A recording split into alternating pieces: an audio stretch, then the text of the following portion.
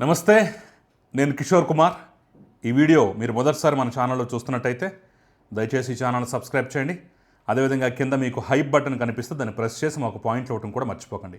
మీ ప్రోత్సాహమే మాకు కొండంత బలాన్ని ఇస్తుంది. ఈ వీడియోలో జడలు విప్పుతున్నటువంటి ఒక అరాచకం గురించి నేను మీ అందరికీ విశ్లేషించే ప్రయత్నం, చూపించేటటువంటి ప్రయత్నం, చెప్పేటటువంటి ప్రయత్నం అయితే చేయబోతున్నాను. దానికి కొన్ని ఉదాహరణలతో ఫస్ట్ ప్రారంభించే ప్రయత్నం చేద్దాం. ఎందుకంటే డైరెక్ట్గా పాయింట్కి వెళ్తే ఒక్కోసారి అర్థం కాకపోవచ్చు. ఏదో అక్కస వెళ్ళబోసుకుంటున్నట్టు ఉండొచ్చు, ఏదో మేము కావాలని బురద జల్లుతున్నట్టు ఉండొచ్చు. సో కేసుల వారీగా వద్దాం. కేసు నెంబర్ 1, నెల్లూరు జిల్లాకు చెందినటువంటి కర్రా జయమ్మ అనేటటువంటి ఒక దళిత మహిళ ఉన్నటువంటి తనకు లోకల్గా ఉన్నటువంటి గొడవల కారణంగా ఒక గొడవకు సంబంధించి అది కేసు అయితే, ఈ కేసును వాదించమని చెప్పేసి ఒక ప్రముఖ లాయర్ని సంప్రదించారు. విజయవాడ వచ్చి ఆయనతో మాట్లాడి, ఎందుకంటే ఆయన అప్పటికే ఫేమస్, టీవీ డిబేట్లో కనిపిస్తూ ఉంటాడు, గట్టిగా వాదనలు వినిపిస్తూ ఉంటాడు. కాబట్టి ముఖ్యంగా దళితుల పట్ల, ఎస్సీ ఎస్టీ కేసుల పట్ల చాలా గొప్పగా మాట్లాడుతుంటాడు. కాబట్టి ఈయనైతే న్యాయం జరుగుద్దనే ఉద్దేశంతో పాపం ఆవిడ ఆయన కన్సల్ట్ చేసింది. కేసు తీసుకోండి అంటే కేసు తీసుకున్నాడు. ఒక దఫా 50,000, ఇంకొక దఫా ₹1,00,000 ఇలా ఫోన్పేల రూపంలో డైరెక్ట్గా డబ్బులు అయితే తీసుకున్నారు. డబ్బులు తీసుకున్నారు, కేసు తీసుకున్నారు, కానీ కేసు మాత్రం ముందుకు కదలదు. ఇదేంటని చెప్పేసి ప్రశ్నించడం మొదలుపెట్టింది. ఎప్పుడొచ్చి అడిగినా ఓ ల్యాప్టాప్ తీయటం, అలా చూపించడం, ఇదిగో అమ్మా ఈ కేసు అని చెప్పేసి చెప్పడం, మళ్ళీ వెంటనే అరక్షణంలో ఇలా తీసుకోవడం. ఆవిడకి అర్థం కాని పరిస్థితి. ఈయనేమో కేసు నడుస్తోంది అంటాడు, అవతల కేసు ముందుకు కదలని పరిస్థితి. ఏంటి నా పరిస్థితి, ఏంటి నా కర్మ అని చెప్పేసి ఓసారి గట్టిగా నిలదీస్తే ఆయన రివర్స్ అయినటువంటి విధానం చూసి అవాక్కైంది. ఏం చేయాలో తెలియక, పాలుపోక, అర్థం కాక తాజాగా నేను మోసపోయాను, నాకు న్యాయం చేయండి అని చెప్పేసి పోలీస్ స్టేషన్కి వెళ్ళి కేసు పెట్టినటువంటి పరిస్థితి. తన బాధ గోడంతా మీడియా ముందు వెళ్ళగక్కినటువంటి పరిస్థితి. ఆవిడ దళిత మహిళ, ఈయన దళిత న్యాయవాది, నాయకుడు, ఆ పేరు మీద ఒక పార్టీ కూడా పెట్టుకున్నటువంటి వ్యక్తి. కేసు నెంబర్ 2, ఈ బీసీ మహిళ, ఈవిడ గోగుల నాగజ్యోతి అనేటటువంటి మహిళ. ఇప్పుడు మొదటి కేసులో వారు నెల్లూరు జిల్లా అయితే వీళ్ళది అనంతపురం అన్నమాట. వీళ్ళు కూడా ఈయన గొప్పవాడు, గొప్ప న్యాయవాది అని చెప్పేసి నమ్మి వీళ్ళ కేసును కూడా తీసుకొచ్చి ఇచ్చారు. ₹1,00,000 ఫోన్పే చేశారు. ఆవిడ తరపున ఆవిడ భర్త ధనుంజయ ఆయన పేరు, అతను చూస్తున్నాడు వ్యవహారం అంతా. దఫాలుగా ₹1,00,000 కూడా ఇచ్చారు. డబ్బులు తీసుకున్నారు, కేసు తీసుకున్నారు, కేసు మాత్రం ముందుకు కదలదు. ఏం చేయాలి? గట్టిగా మాట్లాడితే ఒక 60,000, 65,000 చేతిలో పెట్టేసి గప్చుప్ అనేసారు. అదేంటి సార్, నేను 1,00,000 ఇచ్చాను కదా, ఇంతే ఇచ్చారు, మిగతా డబ్బులు ఏవి అంటే, వాట్సాప్ కాల్లో ఫోన్ చేసి చంపేస్తాం ఎక్కువ మాట్లాడుతాని చెప్పేసి ఆ సదరు న్యాయవాది గారు బెదిరించారని చెప్పేసి అయితే ఆ బాధితుడు గోడు వెళ్ళబోసుకుంటూ ఒక వీడియో చేసి ఫేస్బుక్లో రిలీజ్ చేశారు. ఇదిగోండి స్క్రీన్ షాట్లు అంటూ స్క్రీన్ షాట్లు కూడా పెట్టినటువంటి పరిస్థితి. ఇంతేనా? గతంలో సుగాలి ప్రీతికి సంబంధించి ఆ కేసులో కూడా పెద్ద ఎత్తున డబ్బులు తీసుకున్నాడని చెప్పేసి సుగాలి ప్రీతి తల్లే ఒక ఇంటర్వ్యూ లైవ్లో తూర్పు పారబట్టేసింది, ఫోన్ కాల్లో వచ్చి. అంతెందుకు, ఆంధ్రప్రదేశ్లో ప్రస్తుత కూటమి ప్రభుత్వంలో కీలక పాత్ర పోషిస్తున్నటువంటి తెలుగుదేశం పార్టీ అధినేతతోటే నియోజకవర్గానికి ₹5 కోట్ల చొప్పున, మాకు 175 నియోజకవర్గాలకి, ఒక్కొక్క నియోజకవర్గానికి ₹5 కోట్ల చొప్పున మాకు డబ్బిస్తే మేము మీ పార్టీతో కలుస్తాం, పొత్తు పెట్టుకుంటాం, మాకు 5 సీట్లు ఇవ్వాలి, నియోజకవర్గానికి 5 కోట్ల చొప్పున ఇవ్వాలని చెప్పేసి డిమాండ్ పెట్టాడు. అది ఇవ్వలేదు కాబట్టి మేము వెళ్ళలేదు, పొత్తులోకి వెళ్ళలేదని చెప్పేసి ఘనంగా ప్రకటించుకున్నటువంటి వ్యక్తి. ఇప్పటికే మీకు అర్థమై ఉంటుంది ఆ జడల విప్పినటువంటి అరాచకం పేరేంటో. అతని పేరే జడ శ్రవణ్ కుమార్. ఎస్, ఇప్పుడు నేను చెప్పినవన్నీ సాక్ష్యాల ఆధారాలతో సహా ఆల్రెడీ మీరు స్క్రీన్ మీద చూసే ఉంటారు.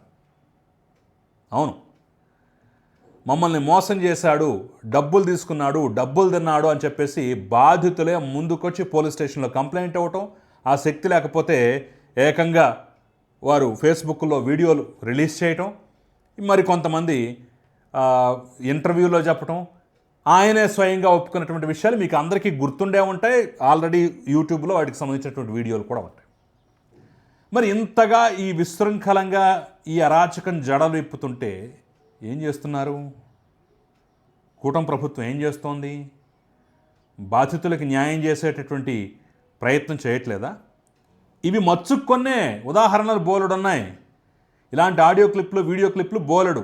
అంతెందుకు, ఇప్పుడు అమరావతి బహుజన జేఏసీ ఒక సాంఘిక సంక్షేమ బోర్డు చైర్మన్గా ఉన్నటువంటి బాలకోటయ్య, ఆయన గతంలోనే ఎన్నికలకు ముందే జడ శ్రవణ్ కుమార్ నిజస్వరూపం ఇది అని చెప్పేసి కొన్ని ఫోన్ కాల్ రికార్డ్స్ కూడా బయటపెట్టాడు.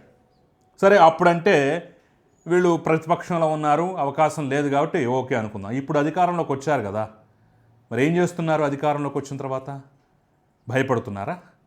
ఇదే జడ శ్రవణ్ కుమార్ అనేక ఆరోపణలు చేశాడు తెలుగుదేశం పార్టీ మీద, కూటమి మీద, పవన్ కళ్యాణ్ మీద. వార్నింగ్లు ఇచ్చారు, థ్రెటనింగ్ చేశారు.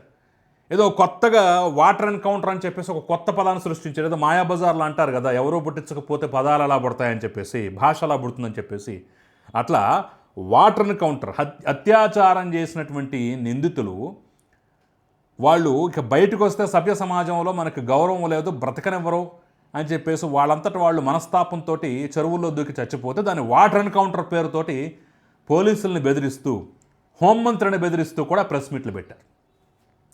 జగన్మోహన్ రెడ్డి రేపు 88 దాటిన తర్వాత మీ పరిస్థితి ఏంటి, ఒకవేళ కర్మగాలి అధికారంలోకి వస్తే మీ పరిస్థితి ఏంటి అని చెప్పేసి ప్రజాస్వామ్యంలో ఉన్నామని మర్చిపోయి వార్నింగ్లు ఇచ్చారు. జగన్మోహన్ రెడ్డి రేపు అధికారంలోకి వస్తే న్యాయపరంగా, చట్టపరంగా చట్టానికి బద్ధుడే పాలించాలి, చట్టానికి బద్ధుడే వ్యవహరించాలి. బెదిరింపు ధోరణి ఏంటి? ఇలాగా మేము అధికారంలోకి వస్తే, అతనే అధికారంలోకి వస్తే మీ పరిస్థితి ఏంటి ఊహించుకోండి, మీరు బతుకుతారన్నట్టుగా వార్నింగ్లు ఒకటి ఏంటి? అది కూడా ఒక న్యాయవాది అయి ఉండి. ఇలాంటి అరాచకాలు బోలెడు ఉన్నాయి. అంటే ఆ అరాచకం విశృంఖలంగా జడలు విప్పుతోంది, వార్నింగ్లు ఇస్తోంది, కూటమి నేతలకు వార్నింగ్లు ఇస్తోంది, పవన్ కళ్యాణ్కి వార్నింగ్ ఇస్తోంది, అనితకు వార్నింగ్ ఇస్తోంది, చంద్రబాబు నాయుడుకి వార్నింగ్ ఇస్తోంది. అయినా సరే మీరు గమ్ము నుండిపోయారు, కళ్ళు మూసుకుని ఉండిపోయారు. సరే, ఏదన్నా టచ్ చేస్తే ఎందుకు లేనిపోని గొడవ అనుకున్నారు. కానీ బాధితులు వస్తున్నారు కదా, ఈరోజు ఆ బాధితులకు అండగా నిలబడితే ఈ అరాచకానికి బలైనటువంటి మరికొంతమంది బయటకు వస్తారు కదా. ఇంకా శక్తి చాలని వాళ్ళు, భయంతో ఉన్నవాళ్ళు, ఎందుకు వచ్చిన తంటలే పోతే పోనీ అని చెప్పేసి వదిలేసిన వాళ్ళు కూడా రేపు బయటకు వచ్చి ఇదిగోండి సాక్ష్యం, ఇదిగోండి ఆధారం, మేము కూడా ఇట్లా మోసపోయాం, మేము కూడా ఇట్లా నష్టపోయాం అని చెప్పేసి ముందుకు వస్తారు కదా. వాళ్ళకి ఎందుకు భరోసా ఇచ్చే ప్రయత్నం చేయట్లేదు? బాధితులకు అండగా ఉంటేనే మీ ప్రభుత్వం మీద నమ్మకం కలుగుతుంది. ఇక లాస్ట్గా చెప్పుకోవాల్సింది ఏంటంటే, ఈయన యొక్క ఘనకీర్తి అట్టిట్ట తిరగేసినట్టు, ప్లేట్ ఇట్ట ఫిరాయించినట్టు మాట్లాడటంలో నిజంగా సిద్ధహస్తులు అనుకోవచ్చు. 2024 ఎన్నికలకు ముందు కూటమి ప్రభుత్వానికి అనుకూలంగా మాట్లాడారు, అంటే కూటమి పార్టీలకు అనుకూలంగా టీవీ డిబేట్లు పెట్టారు. అసలు ఈయన వెలుగులోకి వచ్చిందే, ఈయన ప్రజానికానికి తెలిసిందే వాళ్ళ అనుకూల ఛానల్స్ వల్ల, మీడియా వల్ల. చంద్రబాబు నాయుడిని కీర్తించాడు, జగన్మోహన్ రెడ్డిని దుర్మార్గుడు అన్నాడు, అమరావతి ద్రోహం అన్నాడు, అమరావతిని పరిరక్షించుకోవాలని అన్నీ చేశాడు.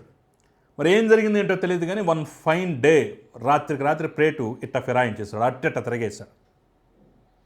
వైసీపీ అనుకూల మీడియాకి వెళ్ళి ఇంటర్వ్యూ ఇచ్చి చంద్రబాబు నాయుడు అంత దుర్మార్గుడు లేడు, జగన్మోహన్ రెడ్డి అంత పరమ పవిత్రుడు లేడు, అమరావతికి చంద్రబాబు నాయుడు చేసినంత ద్రోహం జగన్మోహన్ రెడ్డి కూడా చేయలేడని చెప్పేసి ఇలా ప్లేట్ ఫిరాయించాడు. ఇంక అప్పటి నుంచి అటు కాస్త ఇటు మారిపోయి ఇటు అనుకూలం. సరే, రాజకీయ పార్టీ పెట్టుకున్నాడు, వాళ్ళ బాధలు ఉండొచ్చు, వాళ్ళ ఇది ఉండొచ్చు, వాళ్ళ అభిప్రాయ భేదాలు ఉండొచ్చు, ఎన్నేం జరగచ్చు. నేను ముందు చెప్పినట్టుగానే డబ్బులు ఇవ్వనన్నారు కాబట్టి మారిపోవచ్చు. కానీ అంత ఇదిగా రాత్రికి రాత్రే ఇంకేముంటుంది విశ్వసనీయత, ఇంకేముంటుంది విలువ? అప్పటి వరకు జగన్మోహన్ రెడ్డిని తిట్టినవాడు నువ్వు చంద్రబాబుని తిట్టినా లేదంటే పవన్ కళ్యాణ్ తిట్టినా పెద్దగా ఫరక్ ఉండదు. కానీ అప్పటి వరకు జగన్మోహన్ రెడ్డిని దుర్మార్గుడు అన్నవాడు రాత్రికి రాత్రి మహానుభావుడు ఎట్టాడాడో తెలియనటువంటి పరిస్థితి. ఈ రకంగా ఉంటాయి. సరే, రాజకీయాలు ఇవన్నీ సహజం అనుకున్నా, ఇలా బాధితులు పాపం నోరు వాయలేని వాళ్ళు, బేదా బిక్కి బీసీలు, ఎస్సీలు వీళ్ళ దగ్గర లక్షల రూపాయల కేసుల కోసం వసూలు చేసుకోవడం ఏంటి, వాళ్ళను మోసం చేయటం ఏంటి, ఈ అన్యాయం ఏంటి, దుర్మార్గం ఏంటి? ఖచ్చితంగా దీని మీద యాక్షన్ తీసుకోవాల్సినటువంటి అవసరం అయితే ఉంది. ఈ జడలు విప్పుతున్నటువంటి అరాచకాన్ని, ఈ జడ శ్రవణ్ కుమార్ని, ఆయన చేసినటువంటి అరాచకాన్ని కంట్రోల్ చేయకపోతే, బాధితులకు న్యాయం చేయకపోతే కూటమి ప్రభుత్వం మీద విశ్వసనీయత తగ్గిపోతుంది. తస్మాత్ జాగ్రత్త. ఇలాంటి బాధితులకు అండగా ఉండాలి. ప్రభుత్వం బాధ్యత అది. పోలీస్ వ్యవస్థ సక్రమంగా పనిచేయాలి. మీరు రండి, ఇలాంటి బాధితులు ఎవరైతే ఉన్నారో వాళ్ళు రండి, కంప్లైంట్ ఇవ్వండి, మేము మీకు న్యాయం చేస్తామని చెప్పేసి స్టేట్మెంట్ ఇవ్వాలి.